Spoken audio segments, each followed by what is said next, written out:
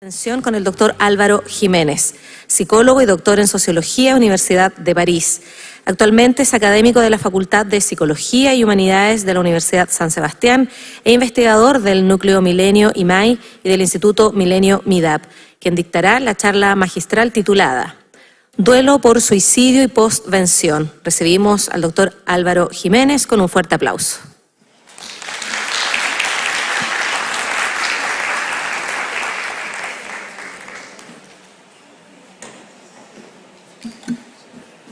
Buenas tardes, muchas gracias por la introducción.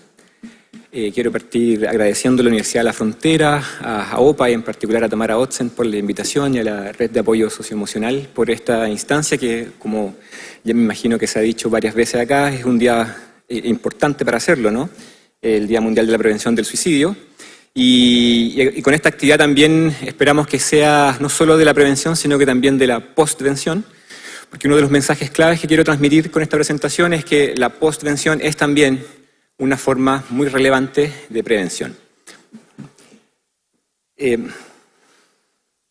Entonces la presentación se titula Duelo por suicidio y postvención y está organizada en esos dos grandes términos. En primer lugar, les quiero contar algunas cosas sobre las especificidades o singularidades del duelo por suicidio y luego qué sabemos y sobre todo qué no sabemos, que son muchas más cosas, respecto a la postvención, específicamente en el contexto de la educación superior. Y para partir me parece una buena manera de hacerlo, para hablar de esos temas sensibles y complejos, hacerlo a partir de una obra de arte. Lo que ven allí es la obra Breakdown de Michael Landy, que es un artista visual británico, que consiste, es una obra bien performática. Landy, que ustedes pueden ver ahí a la izquierda, tomó todos sus objetos, todas sus pertenencias, todo lo material que él tenía en la vida y lo hizo pasar por una máquina trituradora.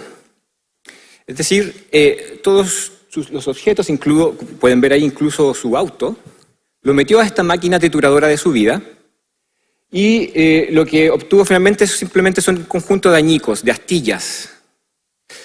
Y una vez que se quedó con lo puesto, con lo que simplemente estaba vistiendo, hizo un ejercicio que me parece bien interesante para el tema que vamos a conversar.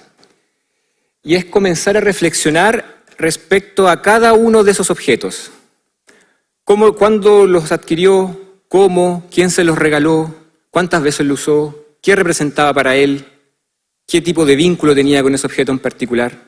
Los comenzó a dibujar y comenzó a tomar anotaciones.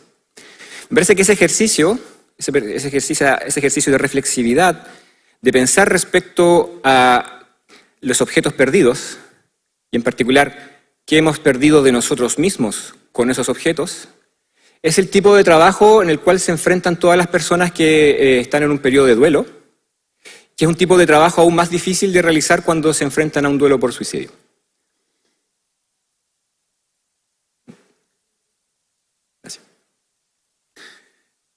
También quisiera partir comentando respecto a algunos mitos que existen sobre el duelo por suicidio.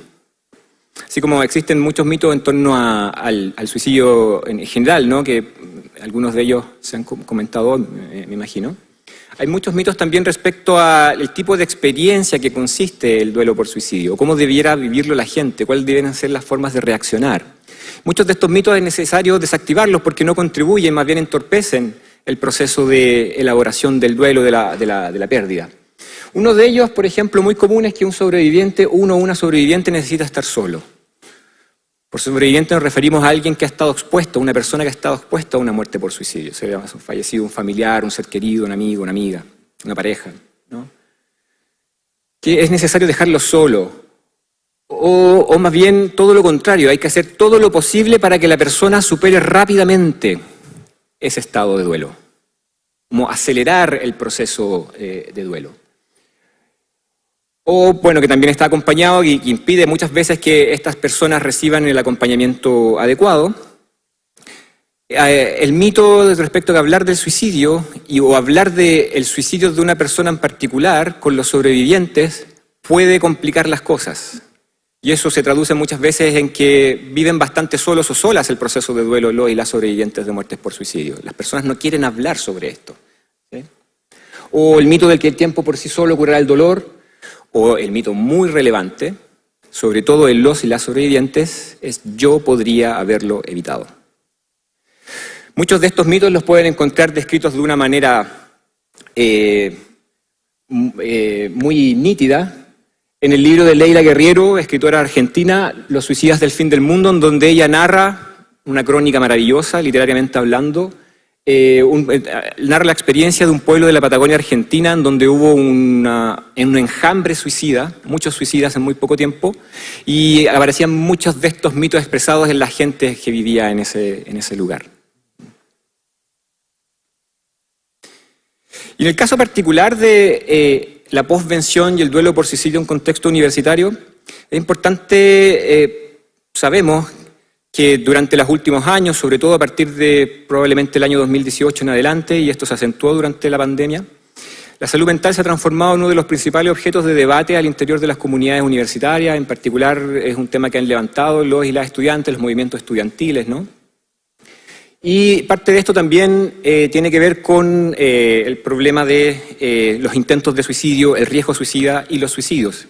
De hecho, tal vez recordarán, esto fue el año 2018, perdón, la imagen de la derecha.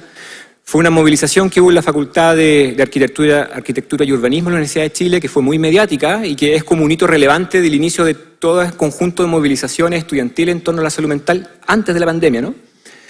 Y que se nos olvida que esa movilización se produjo 2 días después de un suicidio, precisamente, de un estudiante de esa facultad. De algún modo, entonces, el suicidio también desencadenó, ¿sí?, toda una conversación al interior de esta comunidad en particular y que luego tuvo una expansión rápida en el resto de los campus y las facultades a lo largo del país. Y en ese contexto, bueno, el Ministerio de Salud ha intentado responder, en particular el Departamento de Salud Mental, a esta problemática, tanto de la promoción y la prevención de salud mental en general y la prevención del suicidio en particular, reconociendo que en términos de posvención hemos hecho mucho menos. De hecho, si uno hace un análisis del Programa Nacional de Prevención del Suicidio, que ya el año pasado cumplió 10 años, uno hace un análisis rápido y uno encontraría que uno de los grandes vacíos de ese programa es precisamente que no cuenta con acciones o lineamientos sistemáticos de posvención. Es un programa que cuenta con distintos componentes, todos de ellos creo yo muy bien orientados, con problemas de implementación, pero bueno, esa es otra conversación. Pero sin duda un vacío notorio son los lineamientos en términos de posvención. Y eso también se reproduce al interior de las acciones que han realizado, creo yo, las instituciones de educación superior en nuestro país, que han intentado ponerse al día durante los últimos años en términos de prevención del suicidio, siendo nuevamente la posvención un tema que queda más o menos relegado. Hace poco, el Ministerio del año pasado nada más, o antes pasado, perdón, se publicó una pequeña guía que se llama Vivir después de la muerte, en donde se comentan algunas cosas respecto a la singularidad del duelo por suicidio. Se les recomiendo también como literatura al respecto que se ha producido en contexto nacional. Y sin duda que también hemos visto, hace muy poco, de hecho la semana pasada, en una universidad, ¿no?, cada vez que ocurre un suicidio es una crisis que moviliza a toda la comunidad, genera muchas reacciones, hay muchas emociones que convergen y es un tema muy sensible que despierta conflictividad al interior de las comunidades y que si no es bien gestionada, bueno, produce rupturas, produce problemas de cohesión al interior de las comunidades y las instituciones.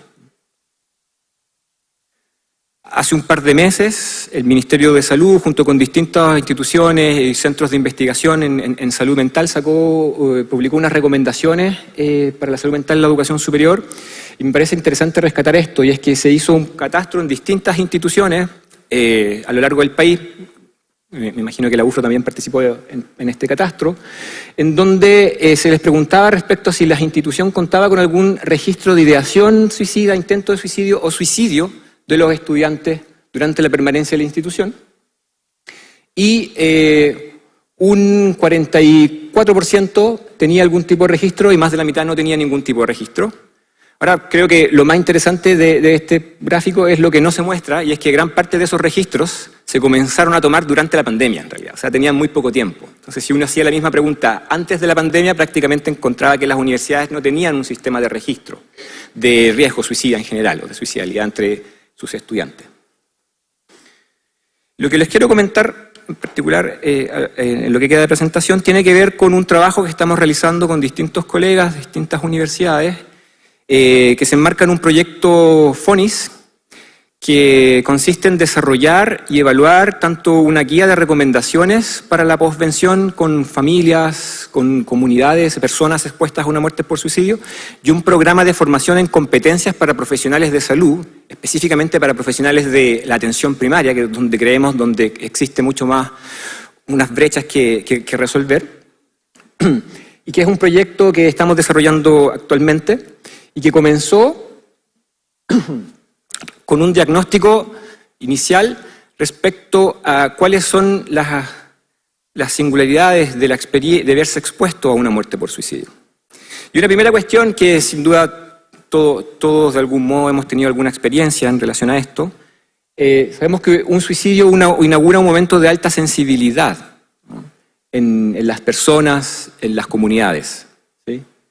Hay un periodo de reorganización de la vida cotidiana, muchas veces las instituciones hay un periodo de ajuste, ¿no?, de cómo no volver demasiado rápido a la normalidad y hacer como que aquí no ha pasado nada. O, por el contrario, cómo también se pueden producir dificultades en términos de prolongación del proceso de duelo, ¿no? También respecto a la falta de apoyo emocional que pueden vivir algunos miembros de la comunidad.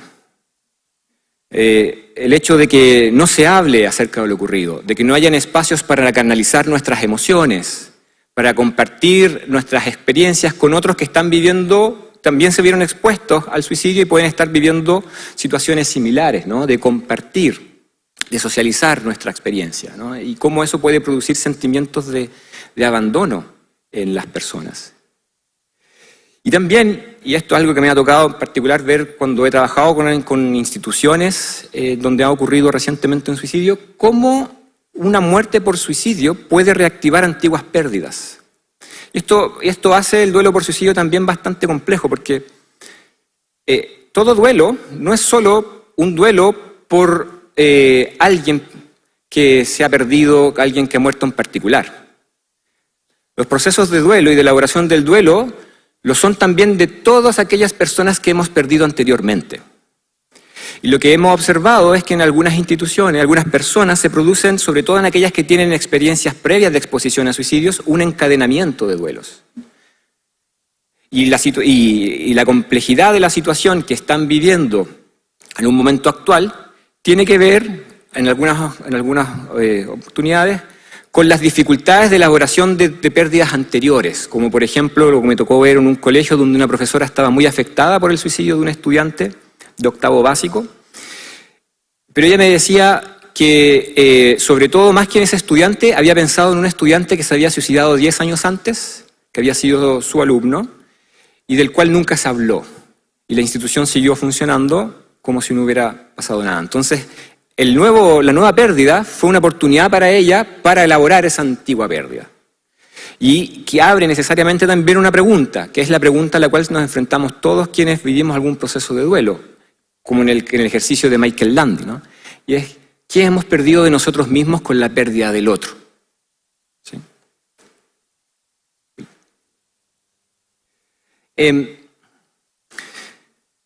Los duelos por suicidio es muy difícil poder establecer una única manera de vivir el duelo, ¿sí? Son muy heterogéneos, dependen de muchas cosas, de las biografías personales, de las historias de pérdidas, como les comentaba.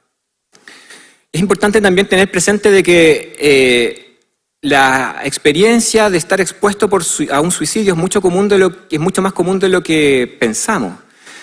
Se estima que 1 de cada 5 personas se va a ver expuesta a una muerte por suicidio en algún momento de su vida. Y 1 de cada 20 lo va a hacer dentro de un periodo de 1 año. O sea, 1 de cada 20 personas, si simplemente hacemos el ejercicio de las personas que estamos acá, bueno, son bastantes personas, ¿no?, que se va a ver expuesta a un suicidio con distintos niveles de cercanía, ¿sí?, y se va a ver afectado de distintas maneras. De hecho, también lo que la literatura respecto a este tema nos permite aprender es que entre 5 a 10 personas, por cada suicidio hay entre 5 a 10 personas que van a necesitar algún tipo de acompañamiento con distintos niveles de intensidad. ¿Sí? Si uno estima de que en promedio en Chile ocurren 1.800 suicidios al año y lo multiplica por la cantidad de la ola expansiva de los suicidios, entonces estamos hablando de muchas personas que necesitan algún tipo de apoyo.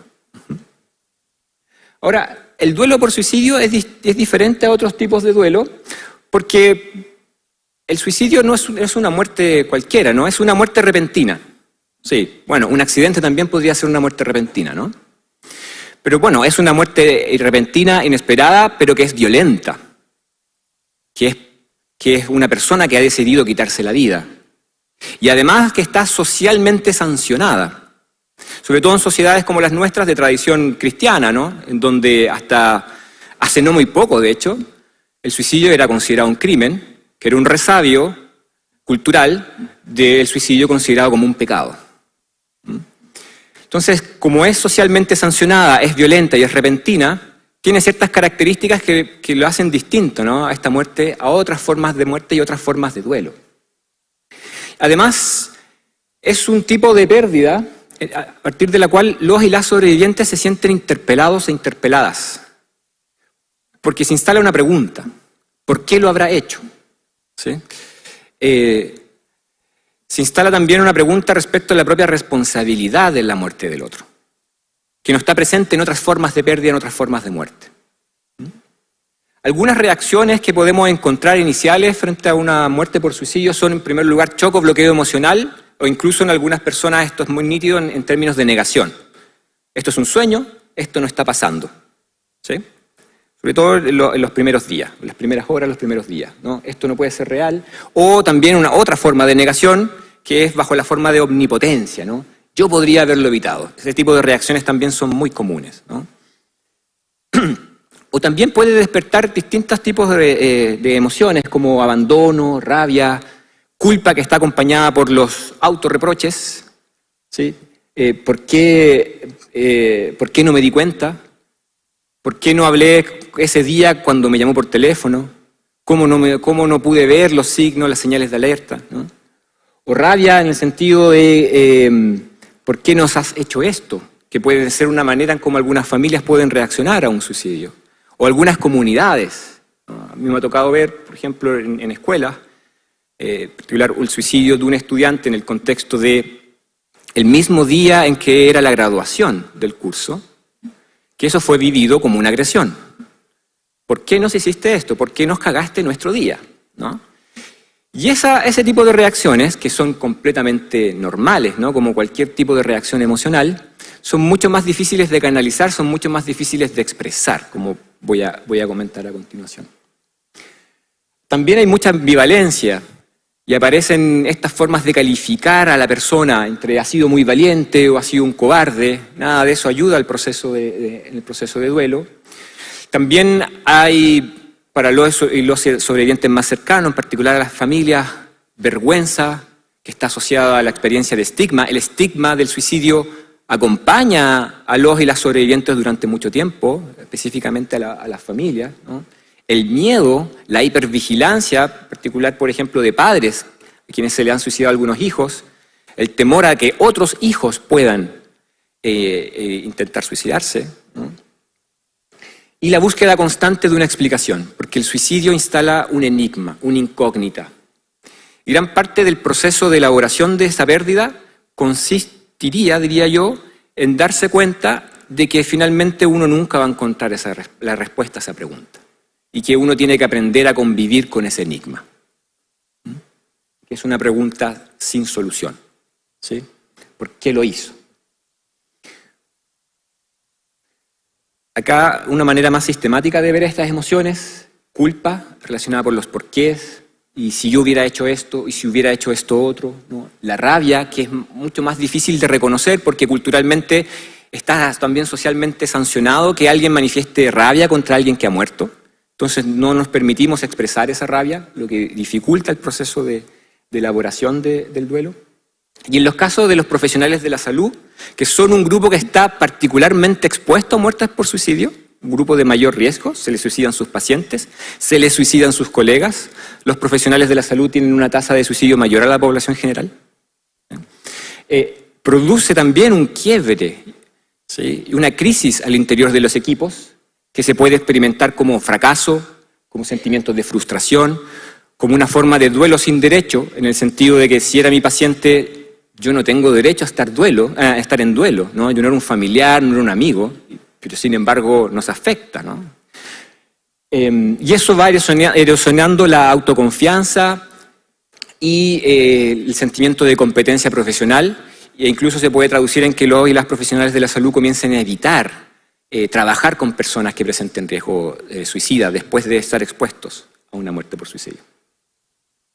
Aquí les traigo, realizamos varias entrevistas a sobrevivientes. En este caso es Valentina, de 28 años, que dice lo siguiente: con el suicidio uno se culpa en ciertas cosas. Yo me acuerdo que en ese minuto me empecé a cuestionar, pucha, ¿por qué no estuve más? Como, no sé, ¿por qué no estuve más ahí? En eso yo creo que es distinto, como que uno se cuestiona qué otras cosas uno pudo haber hecho. Creo que aparece mucho más la culpa en este duelo. ¿Sí? Francisca, 37 años, dice lo siguiente: lo particular de este duelo es que no tenía nadie a qué contarle. A nadie de mis amigos esto le había pasado en la vida. Entonces yo era la única que andaba cargando una maleta que nadie más conocía y no todo el mundo quiere escucharte. Nadie quiere escuchar eso. Nadie está preparado para lidiar con eso. Entonces te lo vas guardando y sale en forma de crisis de pánico, de insomnio, de mil cosas. Esto aparece, este relato, esta forma de relato de Francisca aparece bastante en las narrativas de sobrevivientes y que se traduce en una experiencia de soledad. El duelo por suicidio es bastante solitario, porque las personas no saben, los cercanos no saben qué decir, no saben cómo abordar. De hecho, se alejan, más bien. Esa es la experiencia de Loa y las sobrevivientes, que sus familiares se tienden a alejar, ¿sí?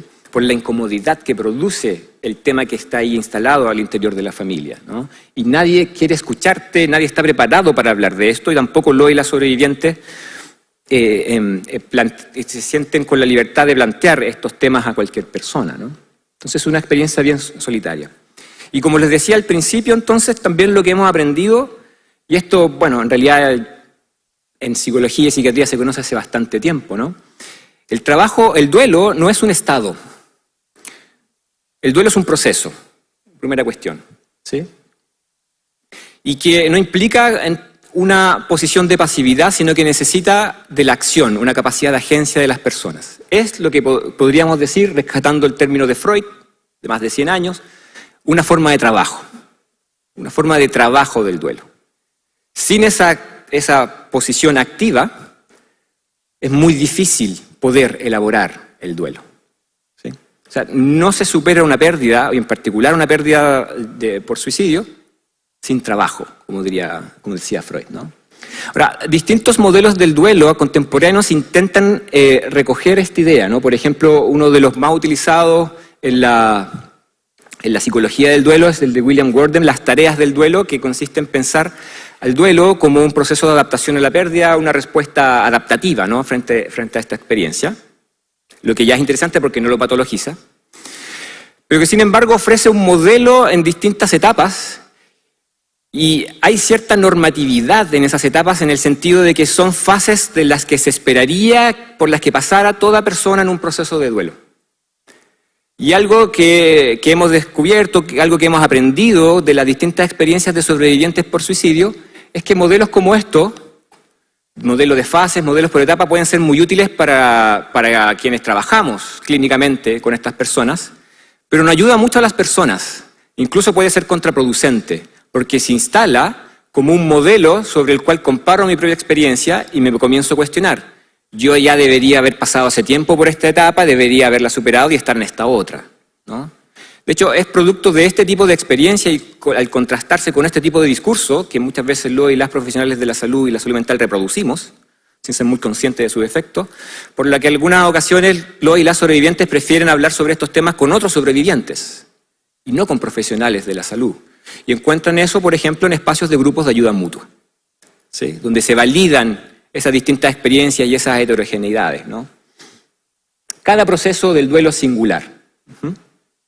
Y también, un suicidio evidentemente es una tragedia, que abre una crisis, como comentábamos, pero si es gestionado positivamente, es también una experiencia de aprendizaje de toda comunidad, ¿no? Ahora, en el contexto de educación superior, nosotros sabemos que el suicidio en Chile y en gran parte de los países de altos ingresos ha disminuido durante los últimos años, en particular durante la última década. El caso de Chile, ¿no? También en la pandemia disminuyeron aún más, lo que pareció bastante paradojal, ¿no? Pero si uno se queda con esos promedios y en una observación de las tasas de manera general, uno deja de mirar ciertas poblaciones, ¿no? Que pueden presentar ciertas particularidades. Y lo que muestra la literatura internacional es que en el caso de los y las estudiantes de la educación superior, las tasas de suicidio durante los últimos años han venido aumentando. O sea, uno puede encontrar que entre los jóvenes y en la población en general las tasas de suicidio han disminuido, pero en jóvenes de la educación superior parecieran estar aumentando. Ahora, esto lo comento respecto a la literatura internacional. Yo no sé si en Chile tenemos datos disponibles para poder calcular esa tasa. Probablemente sí, pero habría que hacer el ejercicio, ¿no? Pero lo pongo sobre la mesa porque es ya un antecedente relevante al pensar en esta población, ¿no? Luego, el suicidio afecta a toda la comunidad educativa, y subrayo a toda la comunidad educativa, y muchas veces las instituciones, las universidades carecen de herramientas. Los propios actores, actrices, quienes lideran unidades de salud y bienestar, o los y las profesionales de la salud mental que trabajan en estas instituciones, reconocen que carecen de herramientas para responder a estas crisis, sobre todo profesores, profesoras, docentes, personal no académico de las instituciones, personal administrativo, suelen sentirse poco preparados para gestionar estas crisis. Hay una falta de entrenamiento, no solo en prevención, sino que también, sobre todo, en postvención. Y una de las cuestiones más difíciles muchas veces para las personas que trabajan en estas instituciones es la respuesta inicial. Tiene que ver, por ejemplo, con el manejo de la información, con el momento de la notificación. ¿Quién notifica? ¿Cómo se notifica? ¿Cuál es el tono del mensaje? ¿No? Incluso muchas veces, para resolver este problema sin resolverlo, simplemente no se notifica, ¿sí? Lo que genera aún más dificultades. Se evita la palabra suicidio. Incluso pueden haber notificaciones que nombran de manera ambigua aquello que ocurrió, ¿sí? Lo que no ayuda, nuevamente, al proceso de duelo de la comunidad. Entonces también aparece esta cuestión de cómo poder equilibrar la privacidad de los familiares, por ejemplo, de quien ha muerto por suicidio, versus aquello versus la información oportuna a la comunidad. Y ese equilibrio finalmente es criterio, ¿sí? Es bien difícil de establecer, no hay una fórmula para eso, ¿sí? En contexto escolar, donde más estudios hay es en contexto escolar más que en educación superior. Hay un estudio que muestra, por ejemplo, que el 67% de los docentes reportan efectos en sus vidas personales y profesionales tras el suicidio de un estudiante, ¿sí? Y un 27% expresó la necesidad de un apoyo, de algún tipo de apoyo específico, ¿no? Entonces, el impacto es profundo, ¿no? Entonces, en ese contexto uno se pregunta, bueno, ¿y qué es posvención? Posvención es hartas cosas, pero uno podría dividirlo básicamente en 4 grandes dimensiones.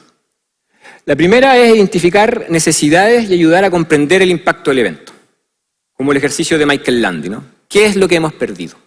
¿Sí? ¿Cuál es el impacto? ¿Sí? Que es heterogéneo, como les mencionaba, ¿no? Distintas personas, porque depende también de historias de vida, biografías que uno desconoce. Luego, facilitar el proceso de duelo, facilitar el proceso de expresión emocional, de expresión del dolor, de manera saludable, de ese dolor causado por la pérdida.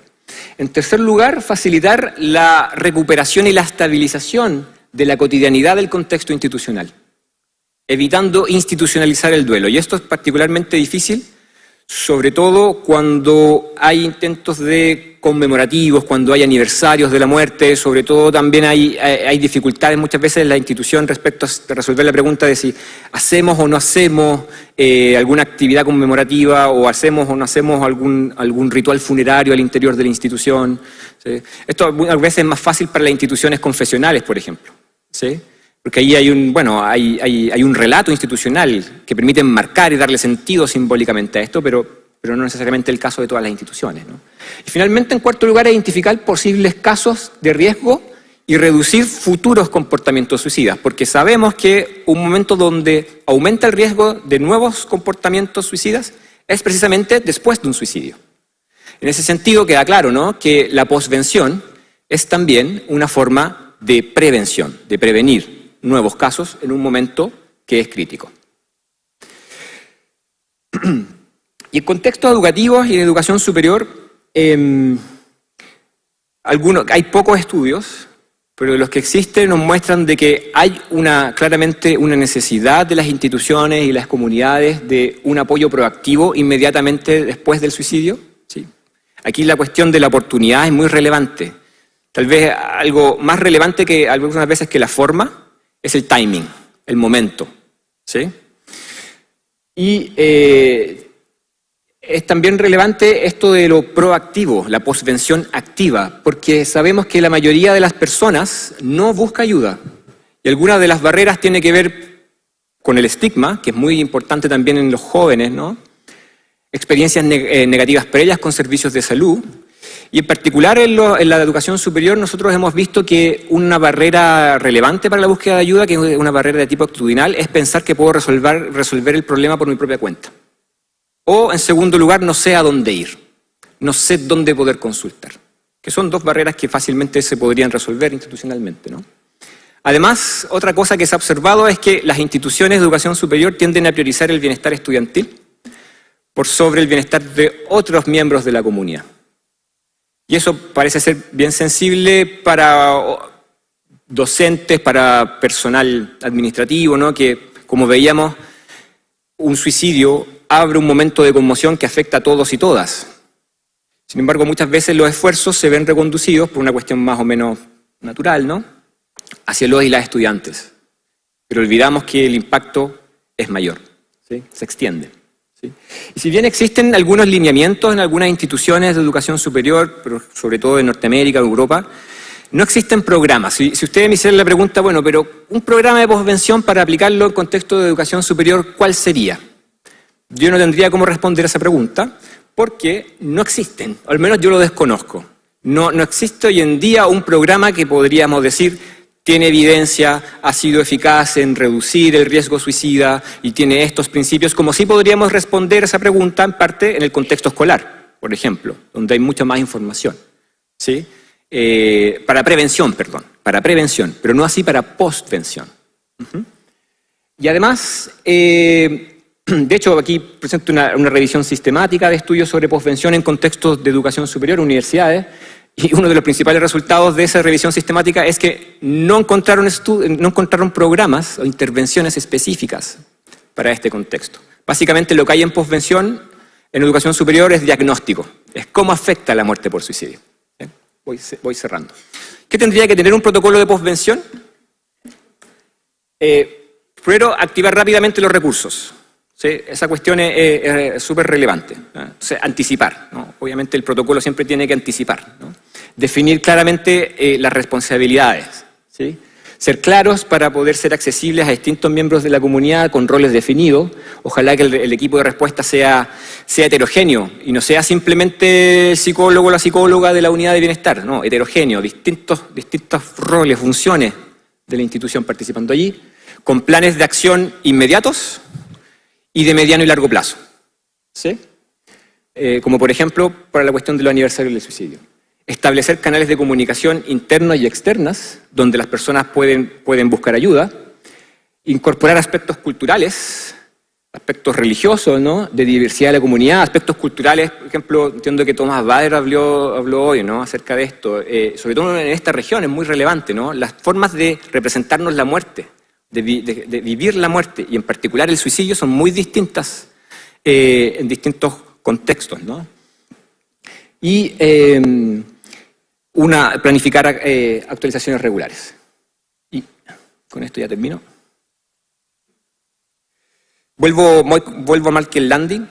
Hay otra cosa que también hemos aprendido investigando sobre esto, es que uno no puede tener la expectativa de superar la pérdida, y mucho menos una pérdida por suicidio. Las pérdidas no se superan, las pérdidas se integran y son integradas por las personas de distintas formas.